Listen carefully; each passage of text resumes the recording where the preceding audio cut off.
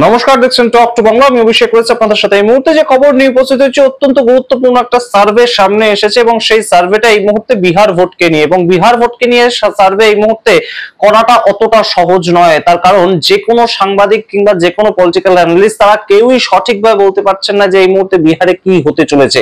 বিহারের লড়াইটা এমন একটা জায়গায় দাঁড়িয়ে আছে যে যে কোনো মুহূর্তে যে কোনো গঠবন্ধন তারা জিতে যেতে পারে এবং খুব ক্লোজ একটা ফাইট হতে পারে। এবং অনেকেই বলছিলেন যে পিকে প্রশান্ত কিশোর তার যে পার্টিটা সেটা একটা ত্রিকোণ সমীকরণ নতুন সামনে নিয়ে আসতে পারে, যেটার মধ্যে দিয়ে কিন্তু নির্ণায়ক ভূমিকা তারা পালন করতে পারে। সেই বিষয়গুলোকে কিন্তু একদম সঠিকভাবে একটা সার্ভের মাধ্যমে এক জায়গায় করা, সেটা অত্যন্ত তাৎপর্যপূর্ণ একটা ফ্যাক্টর এই মুহূর্তে। এবং সেই কাজটাই কিন্তু সামনে করে দেখিয়েছে একদম অমিতাভ তিওয়ারি, এবং অমিতাভ তিওয়ারি তার যে সম্পূর্ণ টিম তারা একটা সার্ভে করার মাধ্যমে বিষয়টাকে সামনে এনেছে, এবং সেটার নাম ভোট ভাইব।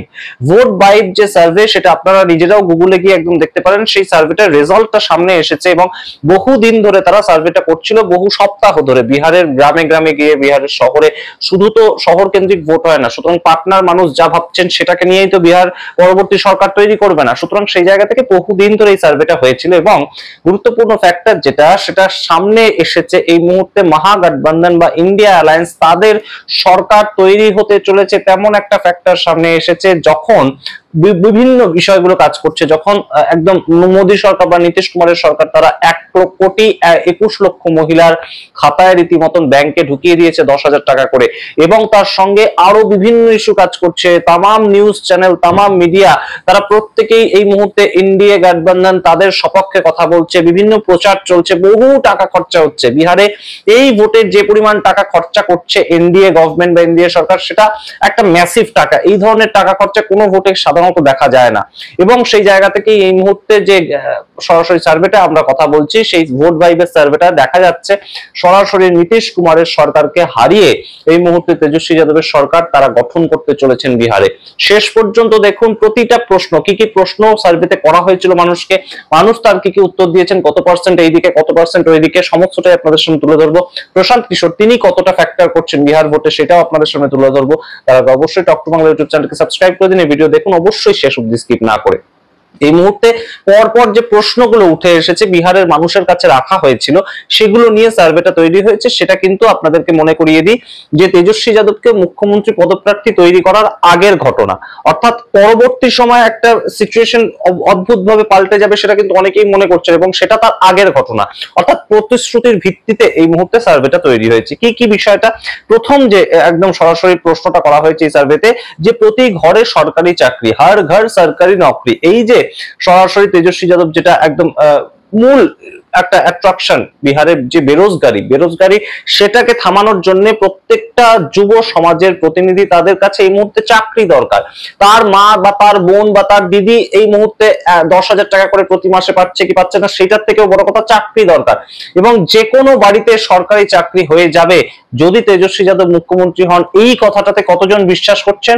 এই কথাটাতে বিশ্বাস করছেন 38.1%, এবং এই কথাটাতে বিশ্বাস করছেন না 48.1%। অর্থাৎ বিশ্বাস করছেন এই কথাটাতে সরকারি চাকরি যে হতে পারে, এটা যে একটা ভোটের সম্পূর্ণ বিষয় নয়, সেটাতেও বিশ্বাস করছেন 38%। পরবর্তীতে কি 10,000 টাকা করে এর ইতিমধ্যেই যে নরেন্দ্র মোদী কিংবা নীতিশ কুমারের সরকার মহিলাদের একদম সেভিংস অ্যাকাউন্টে ঢুকিয়ে দিয়েছেন। প্রত্যেক মহিলাকে 1,21,00,000 মহিলা এখনো পর্যন্ত বিহারে সেভিংস অ্যাকাউন্টে 10,000 টাকা করে পেয়ে গিয়েছেন। সেইটাকে কতটা টাক্কর দিতে পারবে এই হর ঘর সরকারি চাকরি? এইটা এই যে অর্থাৎ 10,000 টাকা করে পাচ্ছেন একদল, আরেকটা তেজস্বী যাদব সবাই প্রতিশ্রুতি দিয়েছেন যে পরবর্তী সরকার তৈরি হলে সেই টাকাটা কিংবা সরকারি চাকরিটা তারা পাবেন, অর্থাৎ তাদের ছেলে বা তাদের ভাই বা তাদের স্বামী সরকারি চাকরি পাবে।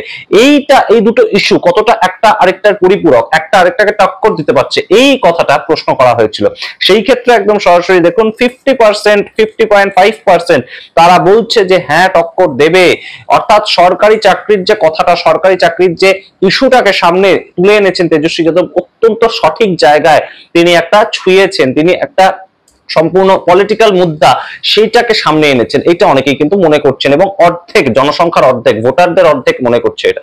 তার পরবর্তীতে কি, তার পরবর্তীতে যে প্রশ্নটা একদম গুরুত্বপূর্ণ ভাবে যে জানসুরাজ দল সেটাকে কতজন সিম্বল, জানসুরাজের যে একটা সিম্বল রয়েছে স্কুল ব্যাগ সেটাকে কতজন চেনে, বিভিন্ন ধরনের সিম্বল দিয়ে দেওয়া হয়েছিল, তার মধ্যে বিভিন্ন ধরনের ভোটাভুটি হয়েছিল। সেই ক্ষেত্রে দেখা গেছে বিহারের মোট ভোটারদের মাত্র 35% জানসুরাজের সিম্বলটাকে চেনে। তাই জন্য বহু মিডিয়া চ্যানেল, বড় বড় মিডিয়া চ্যানেল, গদি মিডিয়া যেগুলোকে মূলত বলা হয়, তারা যে বিভিন্ন সময় বলছিল না যে জানসুরাজ একটা বড় সড় ফ্যাক্টর হবে এই ভোটের ক্ষেত্রে, সেটা কিন্তু হচ্ছে না। তার কারণ এই মুহূর্তে দুটো মাত্র অ্যালায়েন্সের মধ্যেই লড়াইটা হবে এবং জানসুরাজ তারা এই যে একদম বারবার প্রশান্ত কিশোর তিনি নিজে একজন বিশাল বহুদিনের একজন রাজনীতির সঙ্গে জড়িয়ে থাকা মানুষ, তিনি জানেন যে তিনি নতুন ভোটে লড়তে এসেছেন তার কি ফলাফল হতে পারে।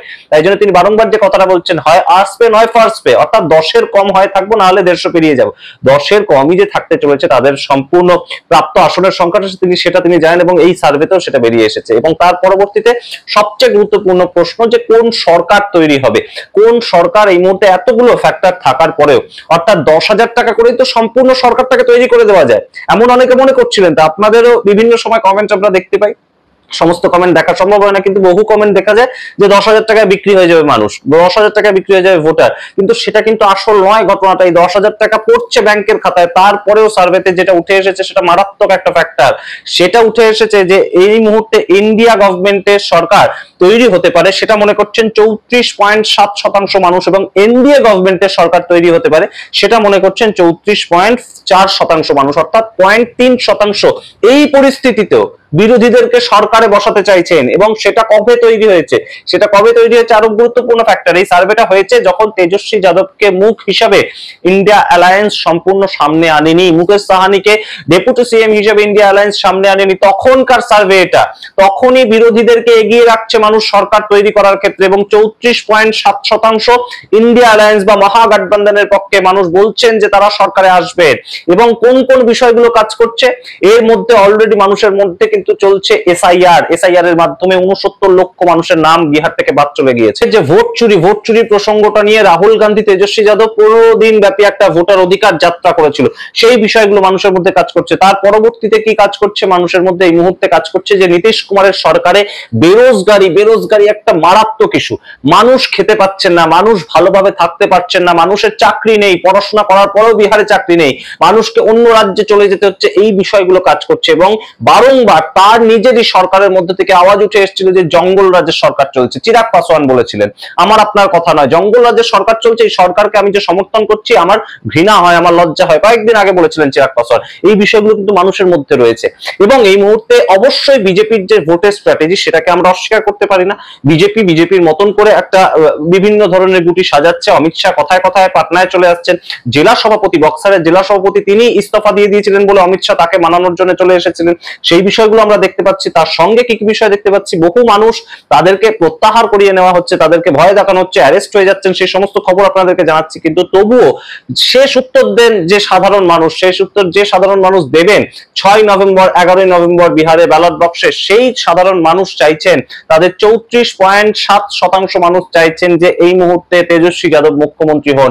এবং গুরুত্বপূর্ণ ফ্যাক্টর, আবারও বলছি যে তেজস্বী যাদব যে মুখ্যমন্ত্রী হবেন সেটা জানানোর আগে পর্যন্ত এই সার্ভে, অর্থাৎ তারপর থেকে কিন্তু বহু কিছু ঘুরে যাবেই। কারণ তেজস্বী যাদবকে দেখে এই মুহূর্তে কতজন ভোট দেবেন এবং নীতিশ কুমারকে দেখে কতজন ভোট দেবেন, ভোটটা কিন্তু সেই পর্যায়ে দাঁড়িয়ে নেই। ভোটটা কোন পর্যায়ে দাঁড়িয়ে রয়েছে, যে নীতিশ কুমার পরবর্তীতে আর মুখ্যমন্ত্রী হবেন না, বিজেপি যদি জেতেন বিজেপি অন্য কাউকে মুখ্যমন্ত্রী করবে, নীতিশ কুমার তাদের ঘরের ছেলে, তাকে আর মুখ্যমন্ত্রী করবে না বিজেপি। তাহলে কাকে এই মুহূর্তে একমাত্র ঘরের ছেলে হিসেবে মুখ্যমন্ত্রীর মুখ হিসেবে পাঠানো যেতে পারে বিহারে, অবশ্যই এই বিষয়টা একটা বড়সড় ফ্যাক্টর, সেটা একমাত্র তেজস্বী যাদব। লণ্ঠন ছাপ নিয়ে তেজস্বী যাদব পরবর্তীতে মুখ্যমন্ত্রী হতে যাচ্ছেন, সেটাই এই মুহূর্তে কিন্তু একটা বড়সড় সার্ভের মাধ্যমে বেরিয়ে এসেছে। এবং যেখানে এতগুলো ফ্যাক্টর কাজ করছে, 10,000 টাকা বড়সড় একটা ফ্যাক্টর কাজ করছে এবং তার সঙ্গে ডবল ইঞ্জিন সরকার সেটা কাজ করছে। সুতরাং বহু ফেসিলিটি একদিকে এবং অন্যদিকে শুধুমাত্র তেজস্বী যাদব, তার মুখ, তার যে প্রতিশ্রুতি সব বাড়িতে চাকরি হবে, সরকারি চাকরি, এই বিষয়গুলো তাদের মধ্যে তুল্যমূল্য বিচার এবং সেখানে অনেকটাই এগিয়ে আছে এই মুহূর্তে ইন্ডিয়া অ্যালায়েন্স। আপনারা সামগ্রিক ঘটনায় কি মনে করেন? এই সার্ভের ভিত্তিতে বিহারে যে একটা পরিবর্তনের হাওয়া দেখা যাচ্ছে এই ধরনের সার্ভেতে উঠে এসেছে, সেটার ভিত্তিতে আপনাদের মতামত অবশ্যই কমেন্ট বক্সে কমেন্ট করুন। দেখতে থাকুন টক টু বাংলা, অবশ্যই টক টু বাংলা ইউটিউব চ্যানেলকে সাবস্ক্রাইব করে দিন। ধন্যবাদ।